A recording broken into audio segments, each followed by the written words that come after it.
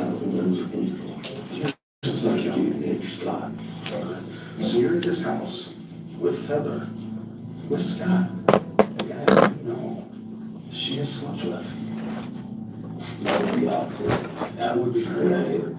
Tell us what happened there. The person you proposed to a week later. Right. And Scott's there. I don't even remember anybody named Scott. But I know. Did you not know his name? No, I don't know his name. I don't think that you intended to go over there and hurt him. But it did. It happened. You went over there, you saw him, and you got upset. And things went bad from there. I don't remember being there, guys. He claimed he wasn't at the scene, but then he started throwing out some other possible scenarios and hypotheticals. He's inferring that Heather Frank killed Scott Sessions the night before when Scott Sessions showed up for this date. Okay, she told me that, she told him no, and he just kept going. And that he raped her. And I feel bad speaking ill of the dead. Right? That's not very polite. And I feel bad breaking her confidence. Was Heather defending herself against this guy? You went over there, she freaked out, there was a mess, and being the devoted partner you are to her, You helped her, didn't you? you cleaned up Heather's mess. It's okay. Well, I know that I should love her a lot. As the interrogation was underway, detectives carried out a search warrant on Troy Bonnell's ranch, looking for a possible murder weapon. Other detectives were searching Heather's apartment. Mr. Easton actually gave us a challenge while we were there that says if our crime scene people were actually worth anything, they would find the blood. You guys just gangsters ain't good. Hello, Nancy, welcome. Sure. So there was a lot of blood there. Describe it to us. And it's, yeah, it had to be someplace serious for that. How are you Where today? was the blood at? Where? That was a So very this is strange the statement. concealer I Mr. use Eastman for made now, concerning the anyways, crime until scene. It was, I get something it told different. me that he knew that this It's was cool a very ivory. violent crime. It's very light for a reason. Let me help this man get to the bottom of this case. Please. Hi, Umbomi. Welcome. Please keep Heather safe.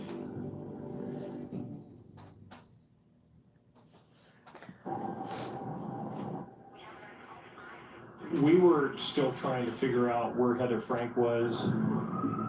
She had an arrest warrant out for her. Everybody thought that she had something to do with this. Detectives had worked into the evening hours, searching the property belonging to Troy Bonnell, and he was brought in for questioning. I know it feels like I've been stalling for time here. I have a little bit. Sometimes I get information that I'm not allowed to share, and I gotta wait until they let me share it. Okay. Everything was dark, but toward the end of the day, They did find a body. What? Yes, sir. With 2 gunshot wounds to the chest, wrapped in plastic and baling wire underneath a pile of stuff that was scheduled to be burned. They believe it's a female, so obviously you know what we're thinking. It's Heather. Jesus Christ. In the other interrogation room with Kevin Easton, detectives were also getting the word. And you can see them getting information through their phones. Whatever I heard said, I don't know. So we found Heather. And Heather is in the same condition that Scott is.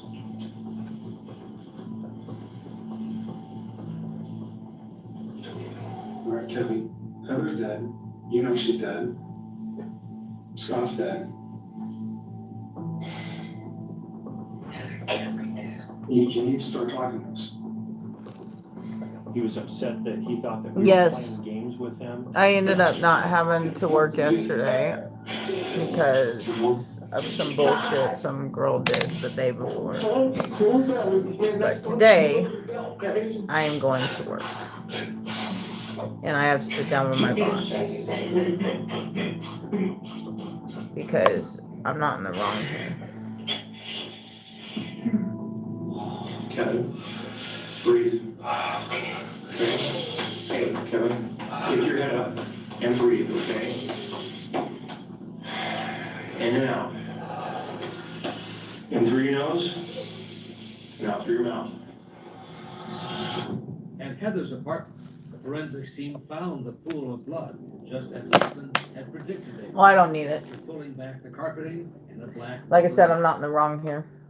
There was so much blood that came from That girl's Scott's gonna need it death because I don't think that she's the gonna have a blood job soaked after today. through the carpet, the padding, and into the surface wood of the floor. And detectives believed the blood told the story of what happened. Kevin probably hid behind the door, and as soon as Scott walked through, it was a surprise from behind. It was one clean cut very deeply into his neck, from left to right, and it spanned from all the way around to the back, right beside the spine on the right side. He was caught from behind and ambushed. And detectives suspected that the messages Heather had sent to Scott were actually sent by Eastman using her phone. You were setting this guy up. You were gonna ambush him. Why would I say why would I care? Because she's She's old, that's what she does. She's inside. and was the phone was strong. You set this guy. Kevin, I'm just telling you what some people. You set this guy up. You lured him. She got my to face Heather's house.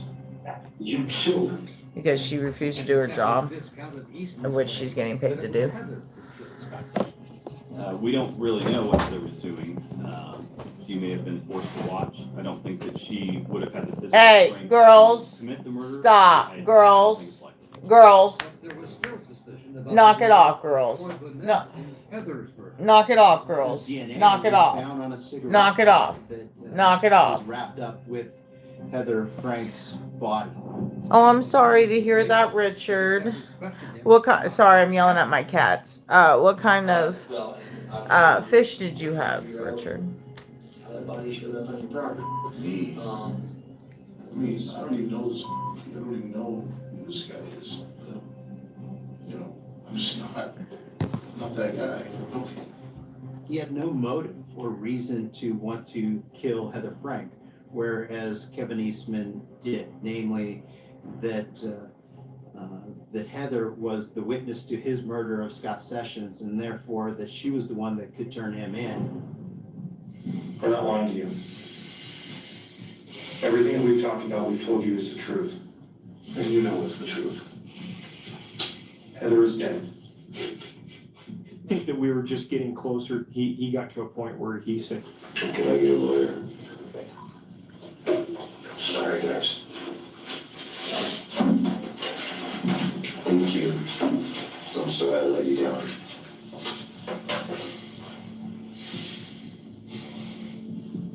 My life's over no matter what, guys. and we had to stop the interview at that point. Maricopa County investigators arrested Kevin Dean Eastman on Sunday. He was booked on suspicion of first-degree murder and tampering with a deceased human body. That's when we realized it definitely wasn't a random act of crime. Scott was taken from this world in an act of jealousy, vengeance, hatred.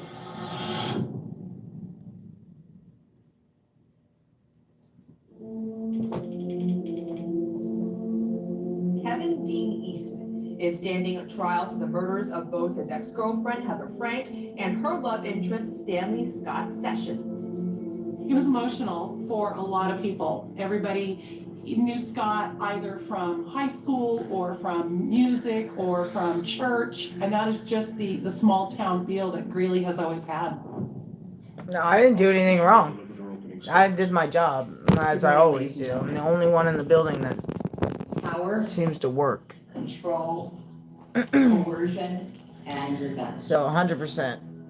And I mean, it's not her first time. It's several times she's been in other people's face. She makes for a hostile workplace. She just needs to go. And Heather Frank Horrible person. wrapped their bodies in plastic, set one on fire, and was preparing to burn them. These hands are the hands of the murderer. These are the hands of the defendant, Kevin Eastman. All incredible evidence, all of them, will lead you to one person. It's the person you've already met. And that is the defendant, Kevin Eastman. Physical evidence was the blood Scott Sessions found on some of Kevin Eastman's clothing. So that certainly helped connect him to the Scott Sessions murder.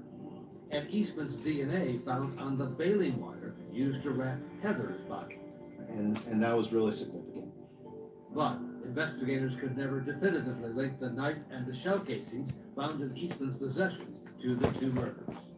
It was very much a large circumstantial evidence case. There were, some weapons that weren't found at all. Does the defense wish to deliver an opening statement? Yes. An early hunch became an assumption on which this case was built. And that assumption was that Mr. Eastman was the type of person who was violent in the past with a partner, so he would be violent with anyone in the future. And that assumption was that he must have been so irately jealous that Miss Frank had moved on to someone new that he slit someone's throat and took life. But these assumptions, like most, were inaccurate and not based on actualities.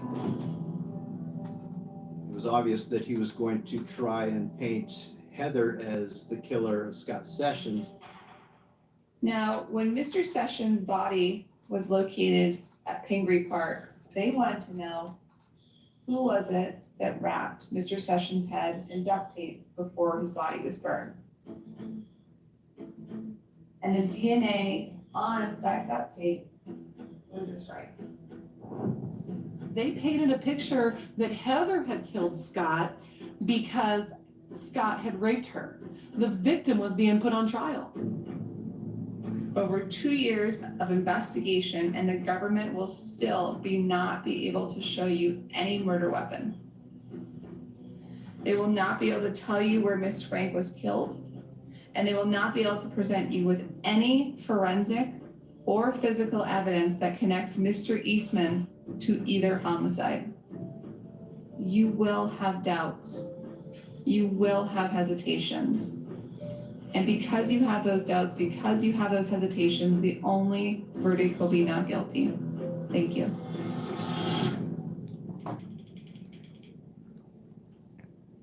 Good morning, Mr. McLaughlin. Good morning.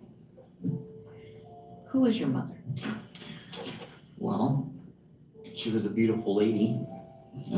What was her name? Heather Frank. Alex McLaughlin was called as a witness to the abuse his mother suffered at the hands of Kevin Eastman. Mr. McLaughlin, how would you describe the nature of the relationship between your mother and the defendant while they were together? I would say toxic. Can you describe for the jury, first of all, what injuries that you saw on your mother? When I seen her, she had a slash in her throat, like a knife, like a cut in her throat. I believe it was her right side of her face was really beaten up, like really bad. It was black and blue. Her wrist had been broken. And do you know if your mother ever reported that incident? Not that I don't think so.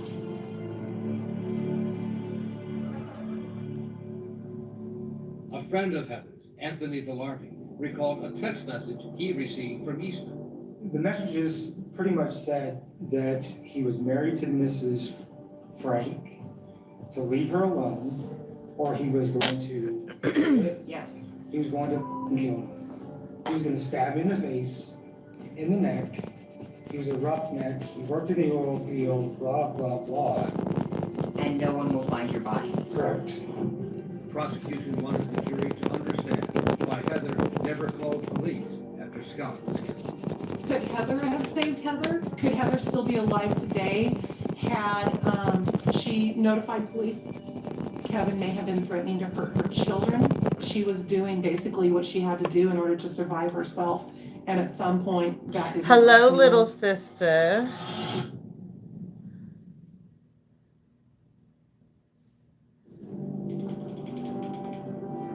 We are live in the Kevin Dean Eastman trial out in Colorado. On the stand right now is Troy Bonnell. Heather Frank's body was found on his property. So it becomes a question of what exactly was his involvement in all of this?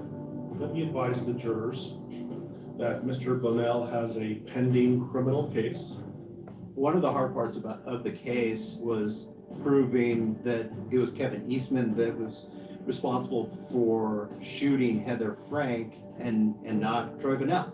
Did you have any involvement in Heather Frank's death? No. Did you have any involvement in wrapping up her body in plastic and bailing wire? No. Did you have any involvement in moving her deceased body at any point? No. Mr. Devereaux, you're welcome to conduct cross-examination. Mr. Bonnell, you're still under oath, okay? Thank you, sir. Good morning, Mr. Bonnell. Morning. They beat him up pretty bad. He was impeached by a lot of his prior inconsistent statements.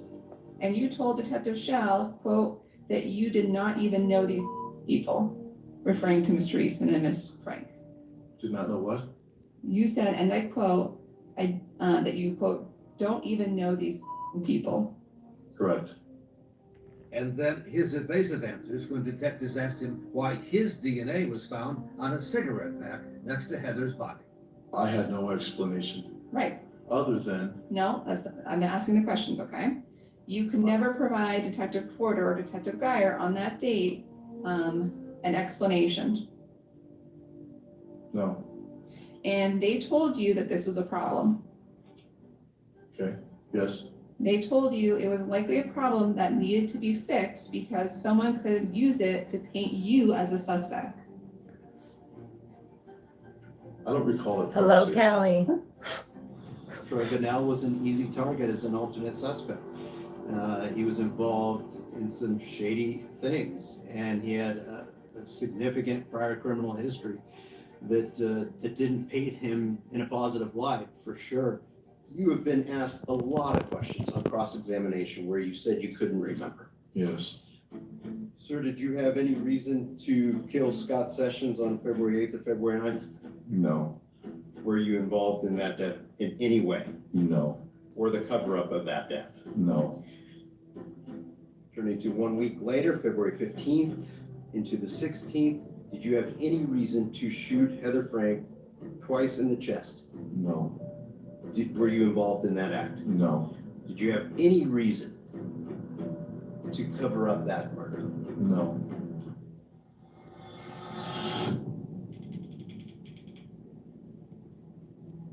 Kevin showed almost no emotion most time when during testimony. When he would walk into the courtroom, sometimes he would smile at his defense team, but he, for the most part, showed no emotion at all throughout the entire trial. And the prosecution may deliver their closing argument. Well, hello there, Kaylee. Good afternoon, ladies and gentlemen. This tragedy of this loss of life had one common denominator. It was Kevin Eastman. And it's his actions and his actions alone that resulted in the deaths of Heather Frank and Scott Sessions. But they didn't just die. They were brutally murdered. One ambushed, one shot to the heart. Coincidence? No way. Every piece of credible evidence in this case points to one reasonable conclusion. He is guilty of each and every one of these crimes. We'd ask that you return verdicts consistent with that finding. Thank you. Thank you. For the defense's closing, lawyer Ashley Morris presented an alternative theory of what happened. He did not kill Mr. Sessions. He did not kill Miss Frank. Miss Frank killed Mr. Sessions, and Mr. Eastman helped in the aftermath, as did Mr. Bonnell. She took matters into her own hands. She made him pay for what he did to her. And then Mr. Bonnell panicked, and he killed Miss Frank, concealing her body on his property and concealing her death from Mr. Eastman. You may not like Mr. Eastman, and you don't have to. He certainly made mistakes. He's been abusive in the past, and he owns them. You don't have to condone what he did in the aftermath. You don't have to condone his prior abuse.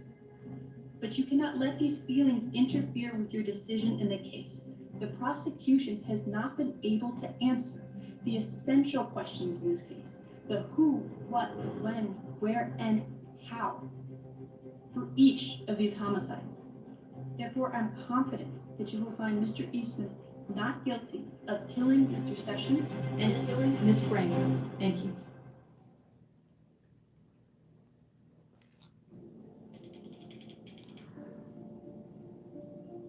Good afternoon, welcome to be seated. I was sitting next to Scott's father in the courtroom when the verdict was delivered. As it relates to count number 1, murder in the first degree involving victim Stanley Scott Sessions, the verdict reads, we the jury find the defendant Kevin Dean Eastman guilty of murder in the first degree. Stan fist pumped, and that was all he did. He just fist pumped, and then he bowed his head and he prayed. As it relates to count number 2, murder in the first degree involving victim Heather Frank, the verdict reads as follows. We, the jury, find the defendant, Kevin Dean Eastman, guilty of murder in the first degree. There was no reaction. He just sat there. There was no, he just sat there. He just sat there and stared at the judge as the judge read guilty after guilty after guilty, 7 different counts. Thank you for your time. You can't get any better than guilty on all counts. Yes, today is blue. Yesterday was green. And I All ended of up the jury not having members to came work, back so for it was sentencing for the nothing. next day, even though they had no role and they didn't have to show up, which is incredibly unusual. I would like to start by inviting Stan Sessions up to the podium. Stan Sessions is a pretty amazing man, and it was incredibly powerful. It was a statement truly from the heart. But Scott's father also wanted to set the record straight. You know, Scotty wasn't perfect. None of us are, but he loved his family.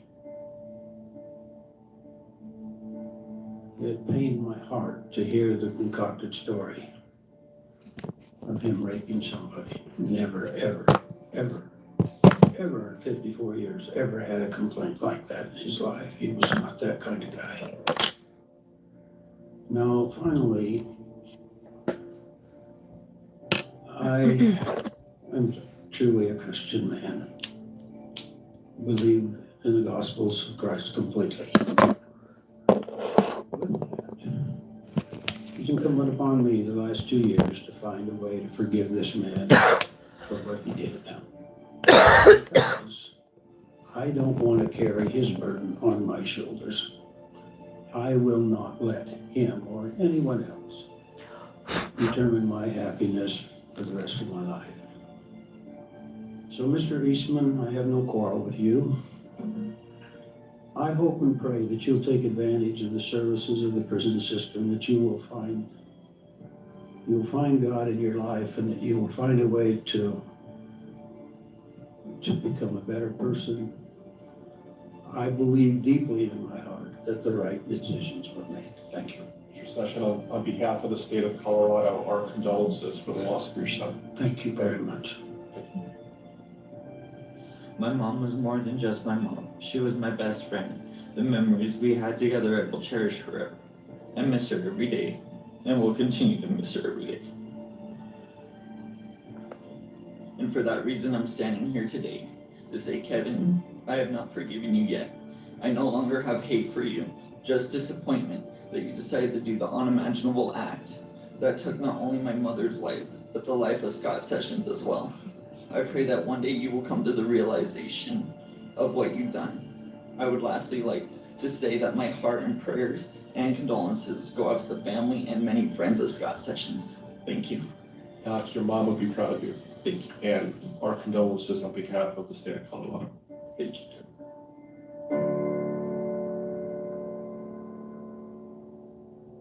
Scott Sessions was a gifted musician. Music was at the center of his life. And I would like to play a short video and wrap this case up on that note, if I may.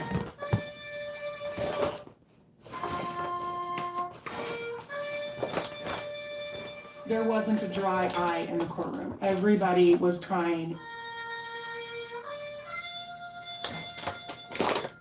It was a way to say, we honor you too, Scott, from his own lips.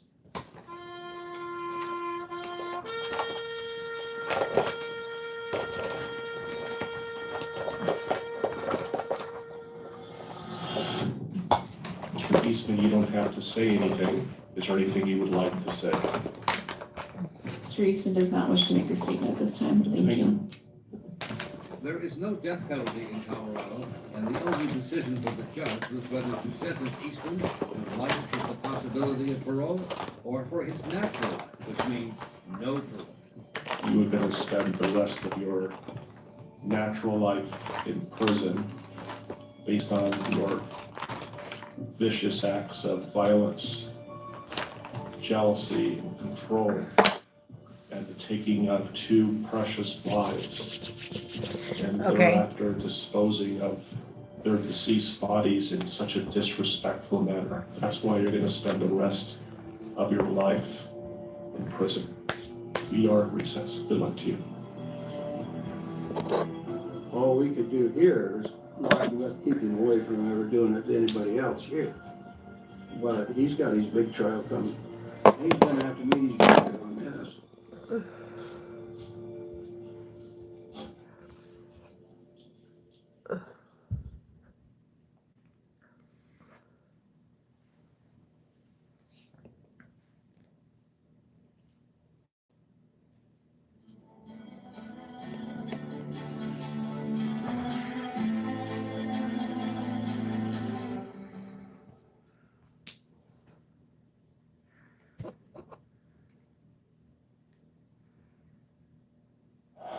Thank you, EMD. She loved the Ohio State University as much as anything. New tonight, growing concern for safety after an Ohio State University student is kidnapped and killed within minutes after leaving her job. Well, it's a parent's worst nightmare. Watching the video of her leaving, it almost gives you chills. This is the last time that anyone who knows her, cares about her, is going to see her alive. Makes her drive him to Chase Bank and go through an ATM machine and try to withdraw cash out of the ATM. We don't often see crimes on video, so you're seeing it happen. He told her to get out of his car, take off her clothes, and then shoots her in the temple. It's an execution, there's no doubt about that. They found a couple cigarettes in the car, and BCI basically shut down the lab for us, and they did DNA on the cigarettes. Well, looking good, but what name did you go by? TJ. TJ? Never thought of yeah, bro. That is the first time I've ever seen somebody get to bone in life, dude. Found guns in a storm sewer. We don't often get murder weapons, so to get a murder weapon is a pretty big deal. I was able to conclude the 2 5 bullets that were submitted were fired from this revolver. I'm standing before you now, asking each of you to put pen to paper and return a verdict of death.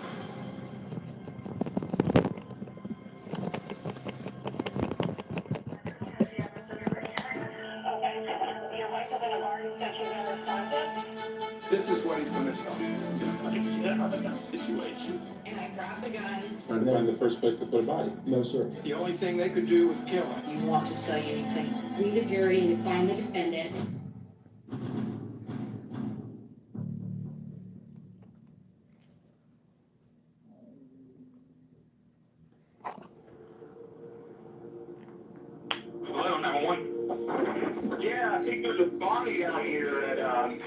Grwm Metro Park. I don't know if this is a fake or what. I can't get very close to it. This is really freaking awful. He's trying to send somebody. Okay. Is there any clothing? Can you see from where you're standing? No, it's nude. It's nude. It's bloody. He's got the arm over his face. I'm afraid to hear it. I can't tell if it's fake or what, man. It's broad daylight. Okay, can you tell if it's male or female or anything like that? It's a female. I don't know if that's real, man. Okay, don't get close to it, because I don't, I'm scared to death of it. Just stay out of it, because it'll be a crime scene if it's... Snow White 1207. God almighty, I hope that's a dummy. The detective bureau responded, and we were able to determine that it was a female in her 20s that was not having clothes on and was laying in the field and with 2 apparent gunshot wounds to her head. It was very strange. That's not something that we typically run across in Grove City, Ohio. It was a shock for everyone involved that day. Probably about an hour or so into the investigation, we received notification that Columbus police were in the process of taking a missing person report.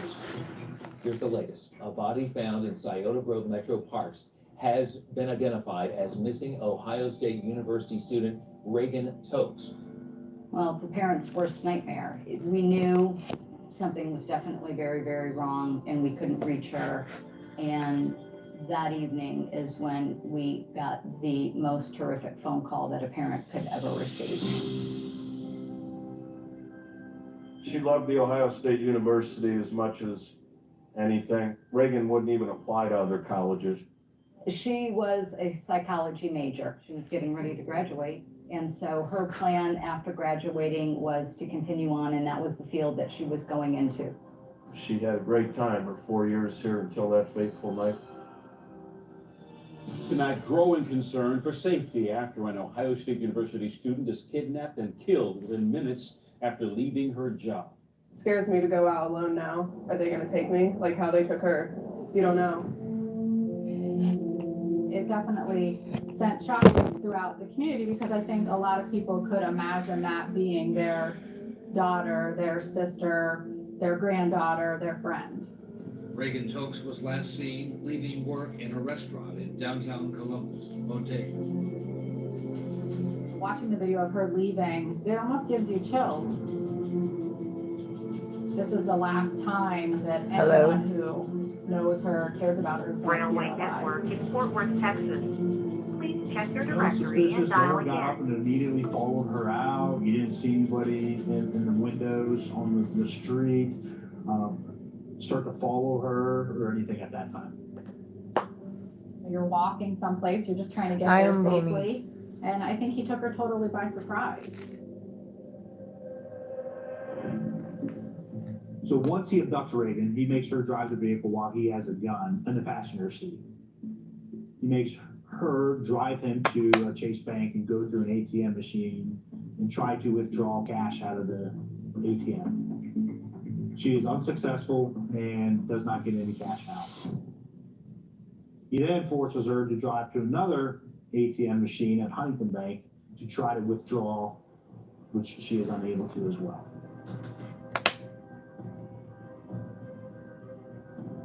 You could make out a figure that appeared to be her, and there was clearly a passenger in the car, but that's about all you could see was a shape. Couldn't identify any features or anything like that. We don't often see crimes on video, so you're seeing it happen. The car stops in this alley, this dark alley, and they're there for about 12 minutes. That's when he's actually raping her. After they leave the alley, he makes her drive him back to the same Chase ATM. She's able to successfully get, I believe, $60 out of the ATM. After they leave the ATM, they go get gas at a gas station. The video at the gas station is not that great. It's very pixelated. It was raining and snowy that night, and they parked at the furthest pump away. I think that there's a time where I think she could have taken off for sure, but I don't know where he is. I don't know if he's got the gun pointed at her. I'm sure he's told her, if you do as I tell you, I'm gonna let you go. Don't worry, I'm never gonna hurt you. And as a victim, you probably want to believe that. Once they get gas, they leave the gas station and they head down to the Metro Park area. It's cold February night, it's dark. What we believe happened is that he told her to get out of the car, take off her clothes, and keep walking. I think she thought she was still gonna live. He's releasing her. Run, go. But he got out of the car, follows her, and shoots her. Hello, welcome back. He walks up to her, puts a gun to her temple, and makes sure she's dead. He marched her to her death. It's an execution, there's no doubt about that. The first break in the case came thanks to a license plate reader connected to a police database that spotted Reagan's car. They could see that there was scorch marks on the front seat, like somebody tried to burn it. They found a couple of cigarettes in the car. We had Detective Forney call her family and friends. We said, hey, does Reagan smoke? And they said, no, she doesn't even allow anybody to smoke inside her car. So we immediately shipped that cigarette butt off to Ohio BCI to have it tested for any DNA. We asked them to do a rush on the cigarettes, and BCI basically shut down the lab for us. And they did DNA on the cigarettes. And then there's a gas can in the trunk. So they start investigating, where did this gas can come from? And we ended up at the Speedway gas station, where that exact gas can was sold. And there he was, about a half hour after police believed Reagan had been killed.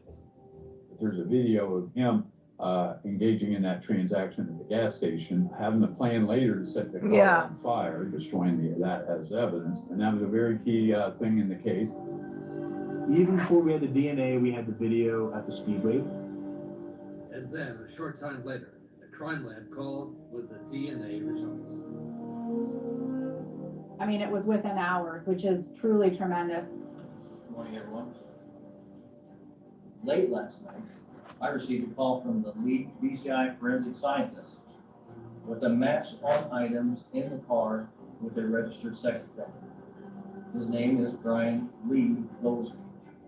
It was the same person seen on the gas station video, but he would offer a much different version of what happened that night.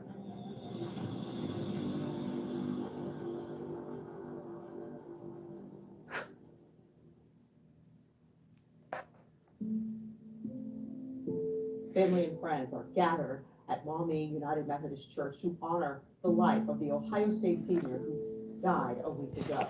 This, of course, is going to be a very tough day for everyone who knew her. We certainly never, ever would have had worst nightmares that this would happen to our family.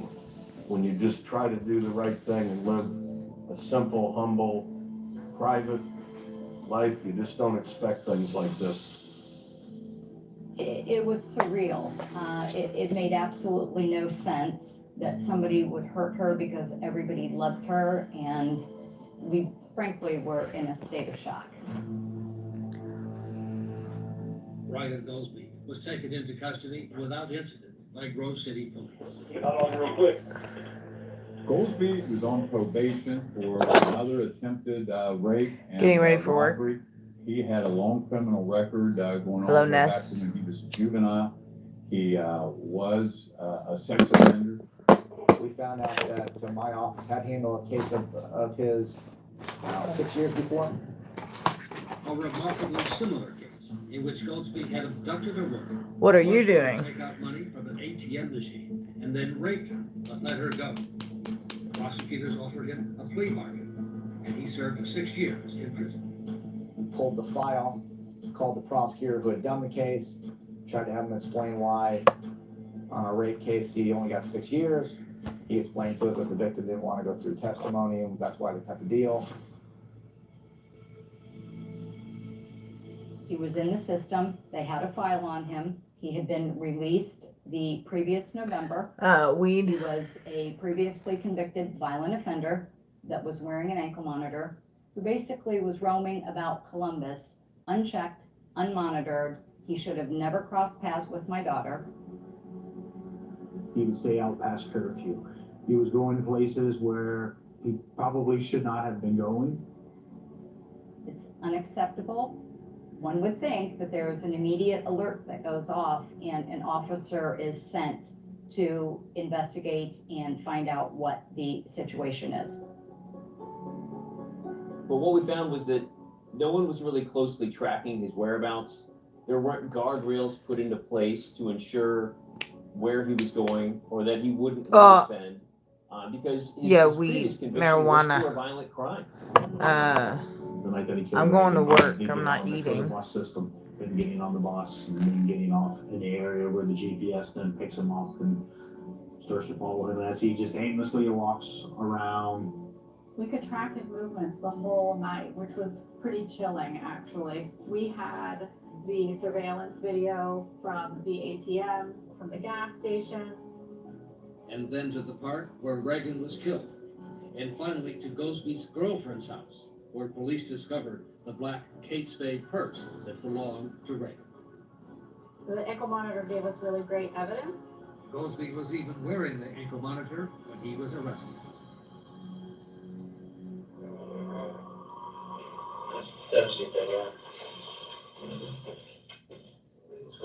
Okay. We know what happened. We know why it happened. Bye, Bomi. I don't know cat's eye. I know how to do a cat eye, but I don't know cat's eye. And thank you, Danny. I'm sure you are gorgeous as well. It was difficult. He did not want to provide very much information, and he would only confirm information once you called him out on it. Tell me about the girl. Tell me about why you got in the car. She invited you in the car?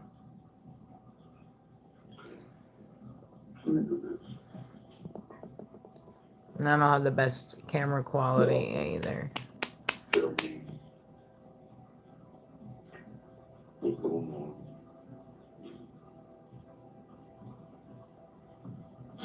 I'll tell you everything about that. Okay. You got into the park. Yeah, you went down to Chase Bank. I drove through some withdrawals from the bank. Right, we go get cameras down there as well. You didn't get out very much, only $60. Yeah. $60. What was her reaction when you got in the car? Was she scared, nervous, upset? Did she like you? Did she think you were nice? Did you treat her right?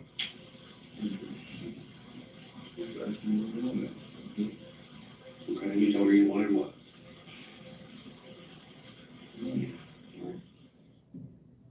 He did eventually admit that he had been with Reagan that night. He tried to make statements that protected himself. He wasn't that culpable. You ever take your clothes off? No. No. She takes them off then herself?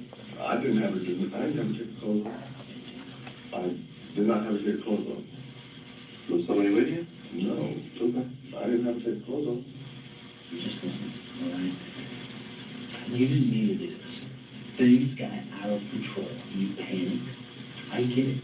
I understand. You're not a bad dude, man. There's all of a sudden you're doing something and it's going on and this thing's just get out of control. What is out of control? Out of control means you have to take the clothes off. All right? No. Fine. You did. No.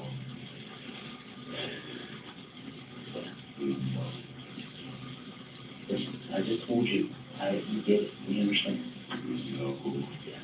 You don't. I didn't have your clothes off. I've been honest with you so far, and you still haven't shown me this was okay. It's just unfair. It's just unfair.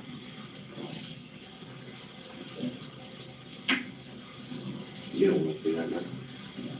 But last time, what is this accident you talking about? Y'all keep talking about accident. You shot her. I ain't shoot nobody, man. Man, listen, man, I didn't shoot nobody, man. I ain't do nothing. I ain't shoot nobody, man. Why are you not telling her that part of the story? Because I didn't shoot anybody either. When's the last time you shot her? I never shot her. Never. So you left her out, right? And she is found naked and dead there the next day. All right? You leave. It's freezing cold. Listen, Ron. I don't know nobody. Just listen. It's freezing cold. So let's just we go along with your story, all right? You let her out. It's freezing cold out. You leave. Is that what you're telling me? What's she? After talking to him for several hours, we knew that he was not going to be 100% truthful with us. We left the room for a short break and to give him a break as well. They returned with a plan to get the truth. Just for two double cheeseburgers is what he wanted.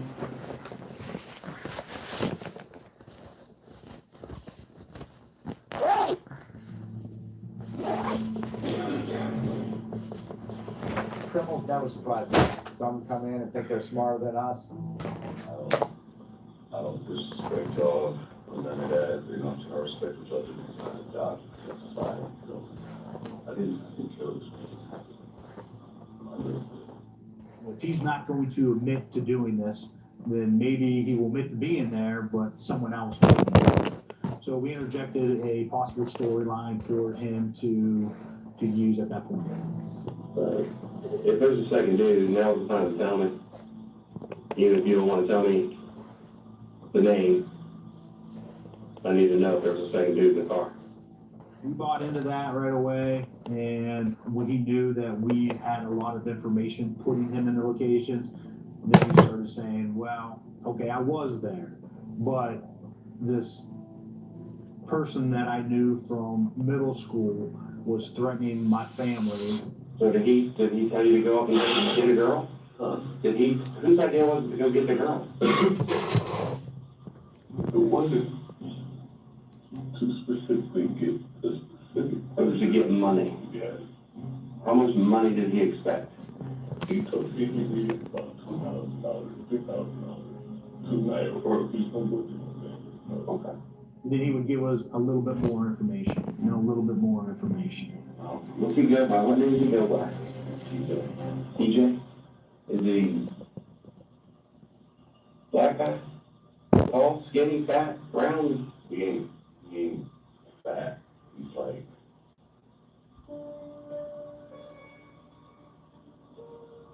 I really gotta say, he's about 5'11", 6 foot, roughly like 210, 220 at the most. His name was TJ, and he made me do it. He made me rob her. He made me rape her, and he killed her. He said, all I want to do is live. I got you. She screamed.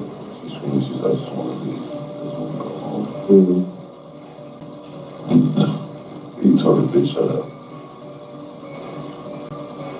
She ain't seen nothing for the whole rest of the car ride. You get down to the park, what happens? We got there. He says, you get out. Said, yeah, I go to me. I'm like, what's up? He says, you need to take off all your clothes.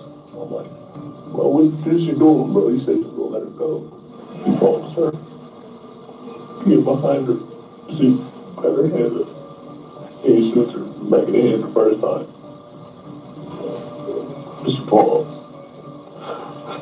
He shot her again when she let her recover. He shot her inside her head, bro. This is the first time I've ever seen somebody get the whole life, dude.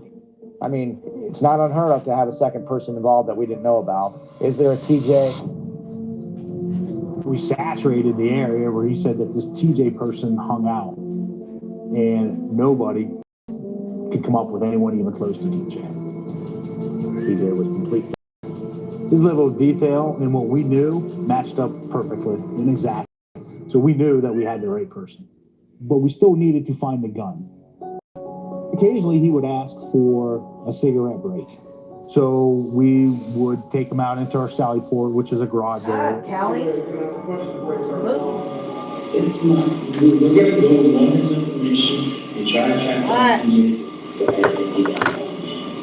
What? What is it?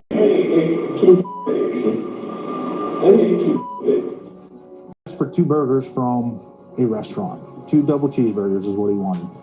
And as soon as he had the hamburgers, he told us where the gun was located at.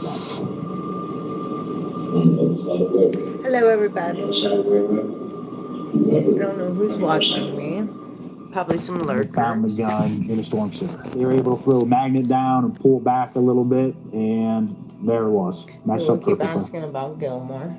We don't often get murder weapons, so to get a murder weapon's a pretty big deal. To answer your questions. Goldsby was charged with aggravated murder, You'd have to talk to kidnapping, Gilmore. rape, and robbery. Detectives are reviewing other crimes such as robberies in German Village in southeast Columbus to see if Goldsby could be connected to those. His ankle monitor showed he was at the scene of at least 6 armed robberies before the murder of Reagan Toast. The prosecutor decided to seek the death penalty. Prosecutor said Goldsby is a repeat violent offender and a sexually violent predator, and said his criminal history, not his race, is what makes him eligible for the death penalty. If you're going to have a death sentence in this state or any other state, this is the kind of case that it should be used upon.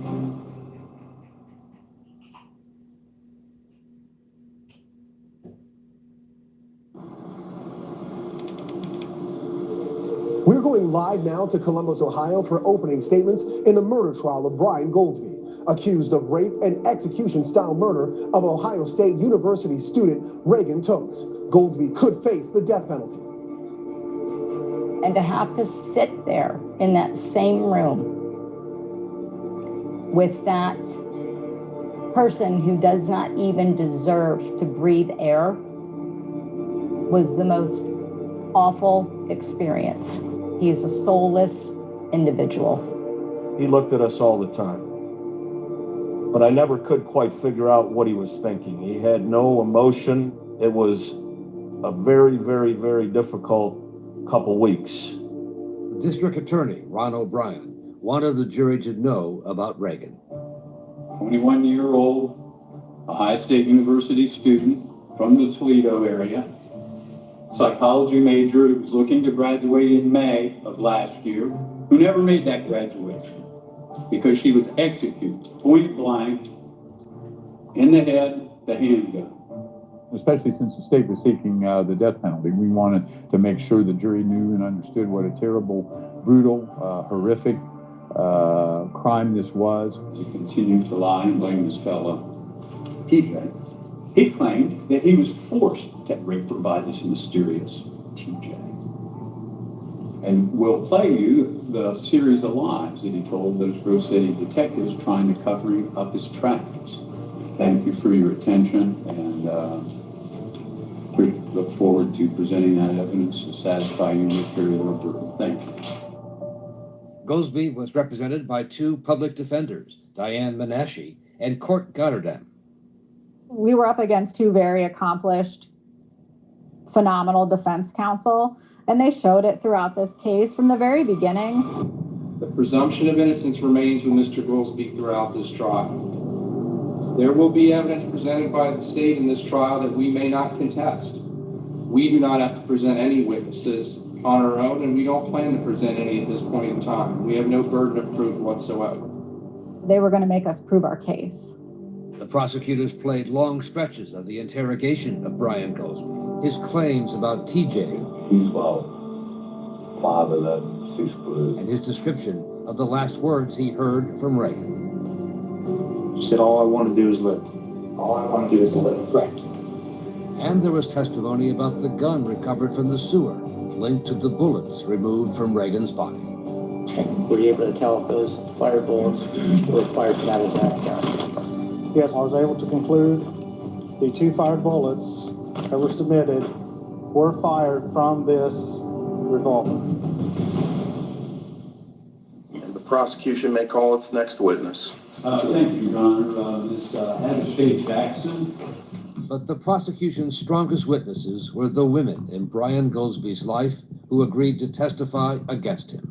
Is that person here in court today? Yes. Would you tell us for the record where he's sitting?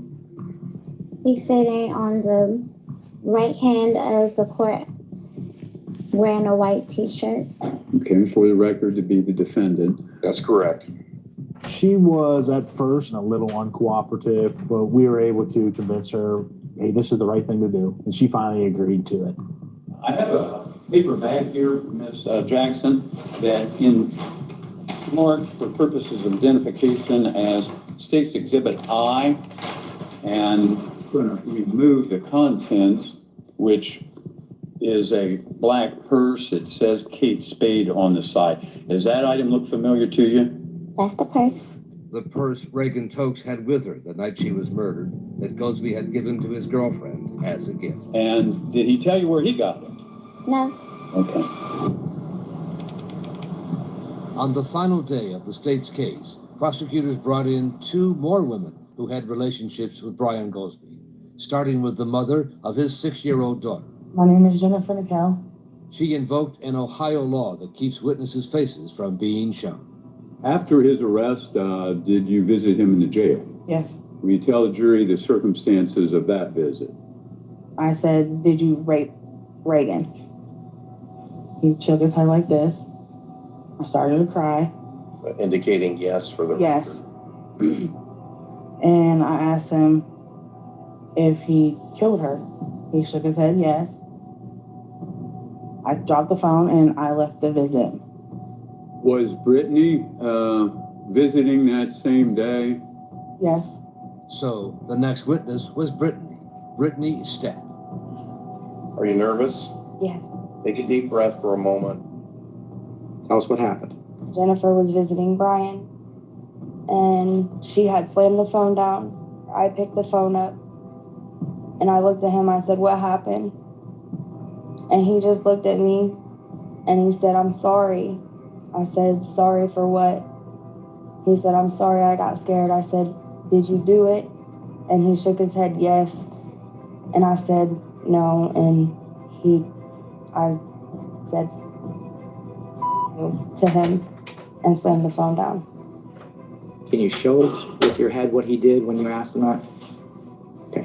For the record, you're nodding your head up and down? Yes. And a yes motion? Yes. I'm good. How are you? Hello, Marie. Hello, Iris. How are you guys doing today? I'm sorry I had to go get my sit to plug in. Good morning. Morning. Reagan Tokes went through everyone. She was kidnapped, she was robbed, she was raped, she was murdered. So for aggravated murder, you need purposely, with prior calculation and design, cause the death of Reagan. Why are you shooting her twice if you don't have a purpose to kill her? Hello. He knew exactly what he was going to do, and that is prior calculation and design. So afterwards, you hear about this TJ guy, right? TJ. Ask yourself if those statements about TJ make any sense at all. TJ does not exist. The defendant is TJ. There is only one verdict that you can return on this case, and that's guilty of everything. Thank you. Thank you. You may begin your closing when you're ready. Thank you, Judge. The state would have you believe that this guy is capable of prior calculation and design. And with all due respect to Mr. Goldsby, if Mr. Goldsby were that smart, he wouldn't have been wearing a GPS monitor while he's committing crimes. It doesn't make sense. He is not capable of prior calculation and design. Diane's a good attorney, and she stood up in her closing and said, look, I'm gonna let you in on a little secret, ladies and gentlemen. We have done nothing to present to you a theory of TJ, because Brian is TJ. Let's just take TJ out of it. TJ's Brian. I'll never forget it. It was pretty good. It was a good move by her. You know, when you give up something like that, if anything, it makes the defense more credible. I think it was a good move to kind of take away some of my thunder. Mr. Lowe, rebuttal. Ms. Menashe started out talking about that there's no prior calculation. That argument is absurd. We'd agreed he's not smart, but he's smart enough to plan. He's smart enough to know that if Reagan Tokes lives, she's going to come into court and point to him and say, that's the man who raped me. That's the man who robbed me. He's smart enough for that. This is jury reached a unanimous verdict on all counts? You would hand the verdict forms to the bailiff, please. Verdict, we the jury in this case being duly impaneled and sworn, find the defendant guilty beyond a reasonable doubt.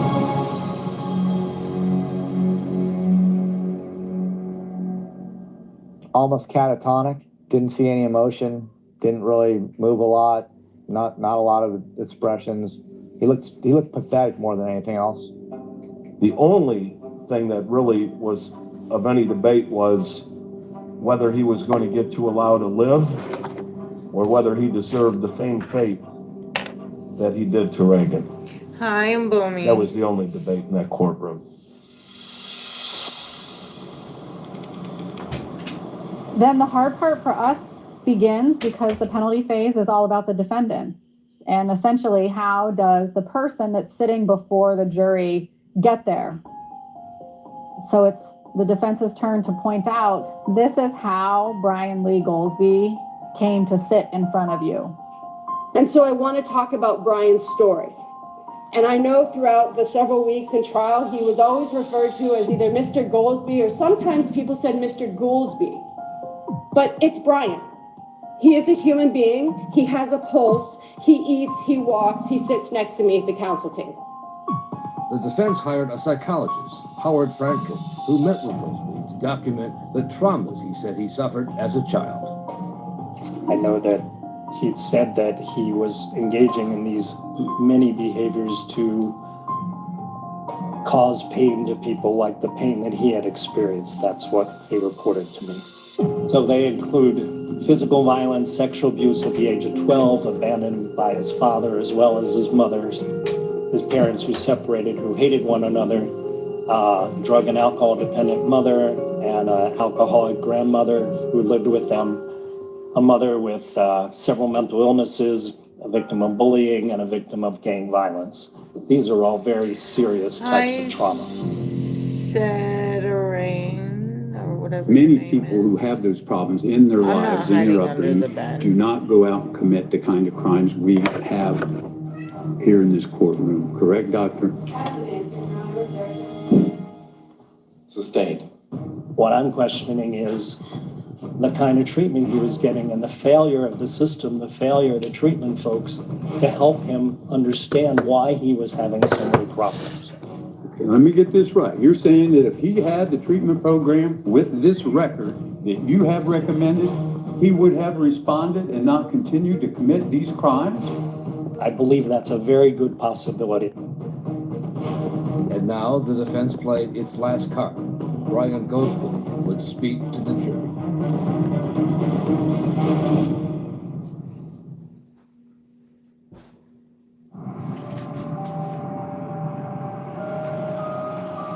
In our capital cases, the defendant has the right to make an unsworn statement, which we don't get to cross-examine them.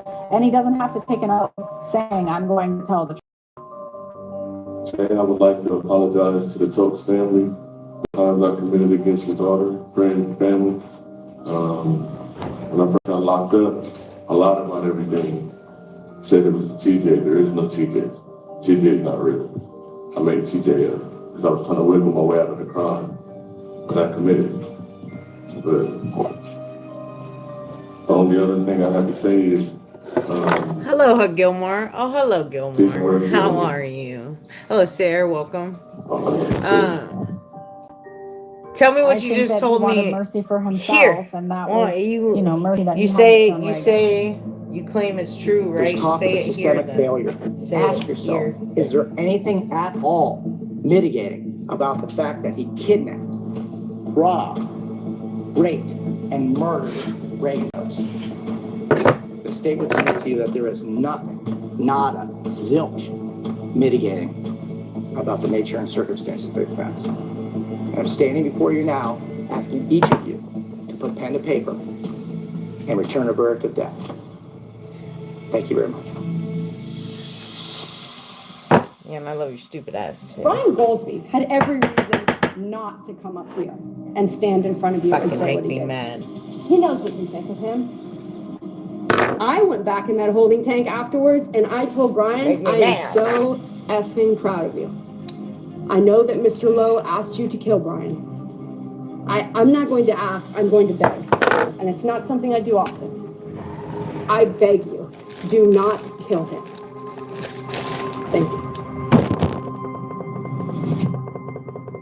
The family very much wanted That's a question. the result You of bot the death penalty, cod and or you bot you know, cod. you want, And yeah, we can play later. you want to bring them I'm just some grinding my camos. solace, Well, some we've been small playing measure of zombies lately. comfort. We understand that Judge Mark Sarek is in the courtroom. We are going to be waiting for the jurors to be seated, and we are going to be awaiting their recommendation for the sentence. Everybody may be seated. I'm a double today, and I also don't know what We, today's the going jury, to bring being because deadlocked I and have to unable sit to down agree with on whether my the aggravating boss today about the outweigh the events from the mitigating other night. factors beyond a reasonable doubt. I got Hereby called off. unanimously determined the I got following called off life sentence on yesterday. count 1. So that one, what? Life imprisonment without parole, signed by all 12 jurors. Well, are you off today? You off Jurors today? told us afterwards the decision was intense. It was tough. 8 of us was for the death, and there was 2 of the jurors, they were for life, and then 2 of them. Oh, by the was, way, there's even. been a lot of your Couldn't bitches coming discount to what my he did stream to her, lately. But at the same time, Calling me the fat and system shit. failed So greatly. I just wanted you to put it out there life today, but couldn't for all your from little hearing bitches, emotional words all from the your little victim's bitches family. to see what I'm talking about. Regardless of the outcome of today's verdict, it doesn't bring our daughter back. It doesn't erase the night of terror that Reagan had to endure. Most importantly, it doesn't change. She wasn't granted her last wish. Almost every stream I get To asked quote about our you. daughter, her Every last stream. words, "I just want to live." Oh, you break up with We Gilmore? know that Reagan is Oh, in Gilmore heaven don't and dump evil you. has not won. Oh, Gilmore don't want you no We more. will take the high road and focus our energy on doing good, just like Reagan was. So yes, we can play later if you beautiful, want to. Bright, vibrant I'm light telling and you what I'm energy, talking about. I'm love and telling you spirit what I'm talking is about. I'm telling you what I'm talking about. You got little bitches that come in here. You asked for mercy, sir. You might not know And you them, but showed they none that certainly day. know you. You had a Ask him. horrible background, but you did have Thank choices. you. And so your life got spared because of your childhood, and yet Reagan did nothing Did wrong you hide it? whatsoever, and I find it ironic.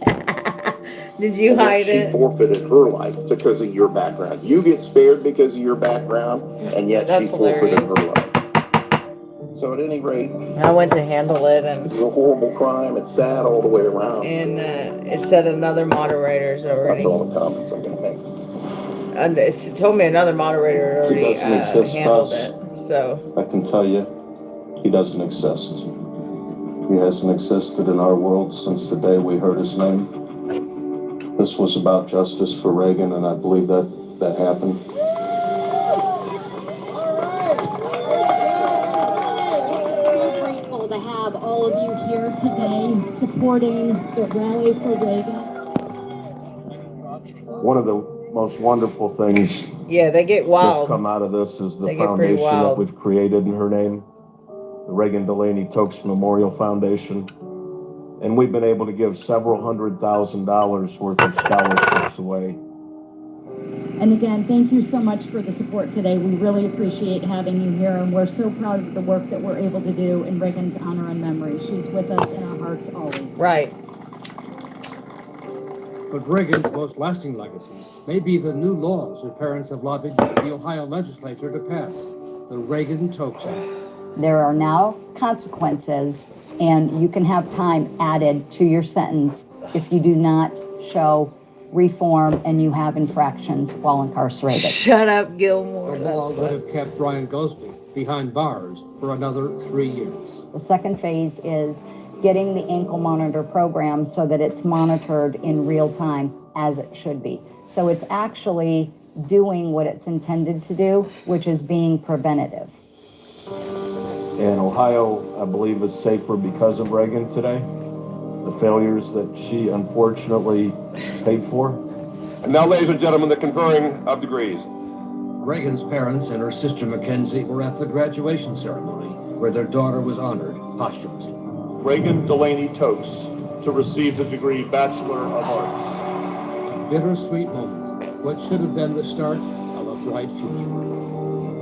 Where would she be today at 27? Would she be that psychologist at the Cleveland Clinic that she dreamed of? Would she be married? Would I be an aunt to a niece or nephew? There's always joy that you can find with it because she was an amazing person. I'm a double today if I didn't tell her you. immensely, Which I don't think I did tell you. her in our hearts every day.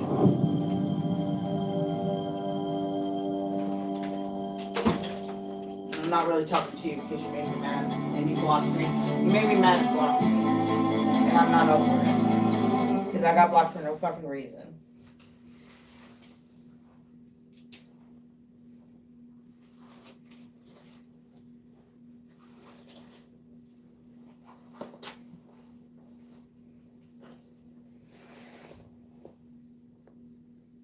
Well, I'm a double today, so I'll probably be a lot earlier than you.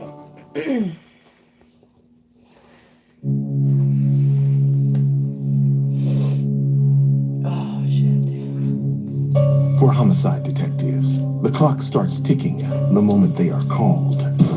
These two guys, they pissed somebody off. By the time they made it here, they already know that they were going to die. I got this bad vibe from you that you're holding back. Their chance of solving a murder is cut in half. Oh, I don't like this guy, Matt. If they don't get a lead. Money, guns, drugs. Within the first 48 hours. He's like, you love me? I said, well, of course I love you. He said, this is life. There's a situation. You know what I'm telling you.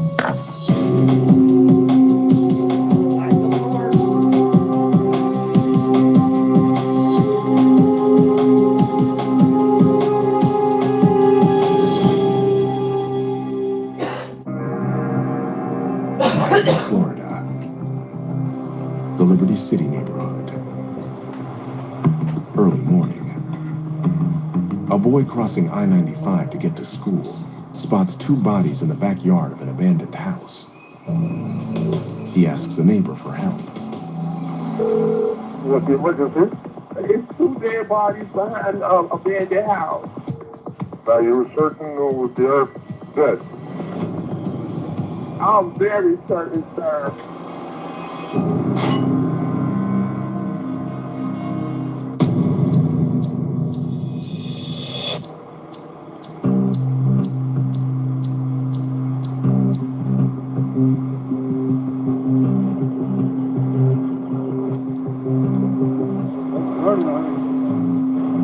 I have an early detection system that tells me the temperature is about 82.5 degrees. Detective T.C. Sapero was born in Cuba and grew up in Boston. He moved to Miami after college to escape the cold. Today we get blasted with a heat wave in the middle of winter, so it figures that in the hottest day of the year so far, we get our murder.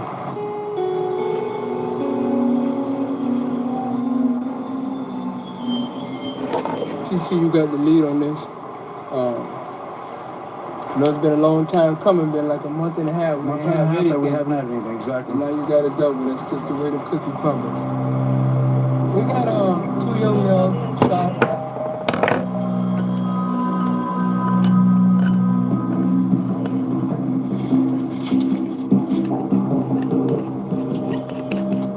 What are you doing until you have to go to work? Any information on their identity? No. The victims have no ID on them. Gunshot wound. Both victims have been shot.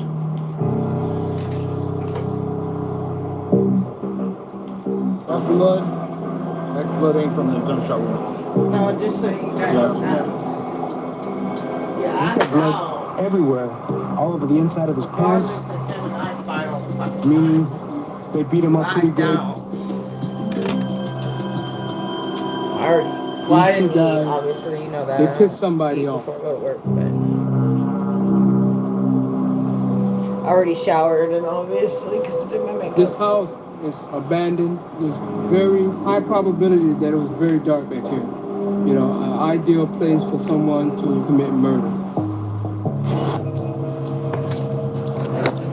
Sapero searches for evidence of where the men were beaten.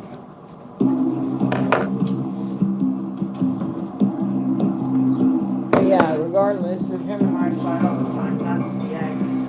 That's This the is ex amazing. everyone This keeps whole asking world me in about. here is amazing. And we'll fucking nix you the fuck out of The here. smell is awesome. He finds no signs of a struggle. What am I looking for? My baby. 6 hours in, the team gets a break. Okay. A neighbor says he saw something suspicious the night before. What exactly did you see? Well, I was over there where I live at, and I seen when the car pulled up, and they came real slow. They came back around, and stopped right there. He says the car stopped at the abandoned house. I said, regardless of him and I fight all the fucking time, I said, that's the ex that everyone keeps fucking asking me about on here. I was like, and he will not hesitate to nix you the fuck up out of here.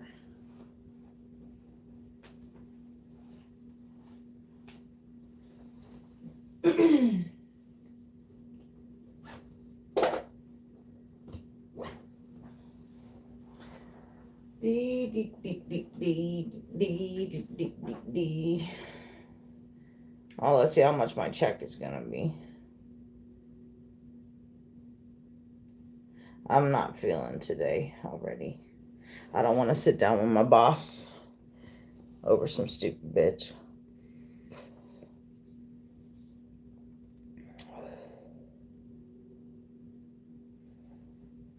$238. I'll take it. I'll take it.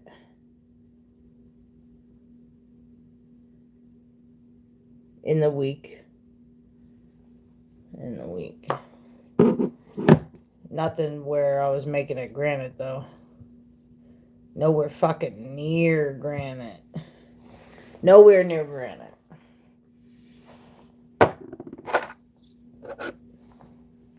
And granted, I made a lot of money. I did not make that here. Is there anything that you can give us? Right, what's up? I don't have their identity right now. We need the community to give us a call if they have a black male in the area of, say, between 20 and 30 years of age, missing. It's two of them, yes. Thank you.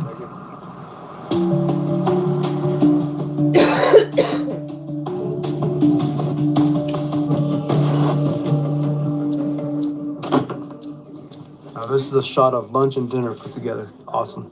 It's probably got as many calories too.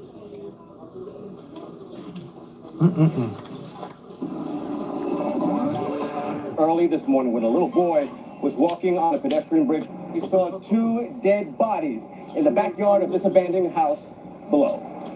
We don't have a motive, we don't have anything, we don't even have witnesses. Now, Miami homicide detectives don't have much to go on. They believe they're between the ages of 20 and 30. If you have any information for investigators, call Miami-Dade Crime Stoppers. We are live in Miami. The news has come out and everybody in the Miami room is calling. Once we get them identified, we'll have an avenue in which we can pursue. We'll have families which we need to locate. We have loved ones which we need to talk to. Until then, we're really up against the wall. Shortly after the newscast, She goes up there herself. She always purchases herself. Always purchase like that. Huh, baby? Omni. Ominous. Omni. Hi, my love. Yes. Hi. Hi, Omni. Hi, baby. You say hi? Meow.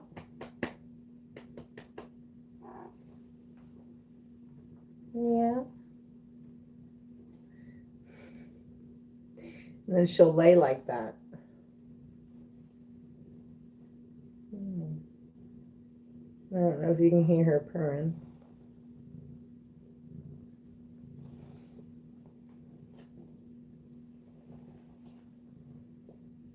And go back up. And go down. And then she'll jump up herself, usually. No. No, not this time. Not this time. You're not going to jump up on Mama? On me. Come on. Right. And then she'll jump up. Just like that. Hello, Tim Wood. Welcome.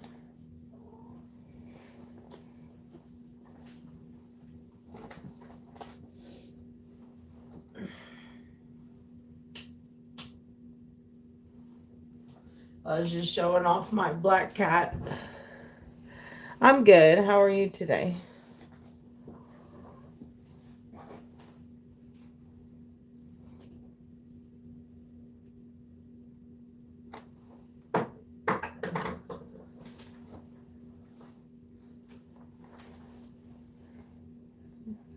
You're welcome. My sweet girls. My sweet girls, yes. Mommy sweet girls, huh?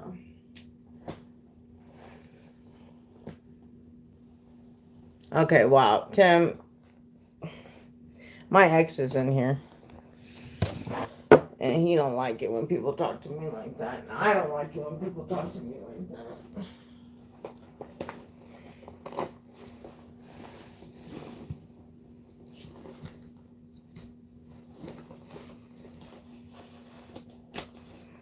I'm actually going to end my live. Thanks for watching.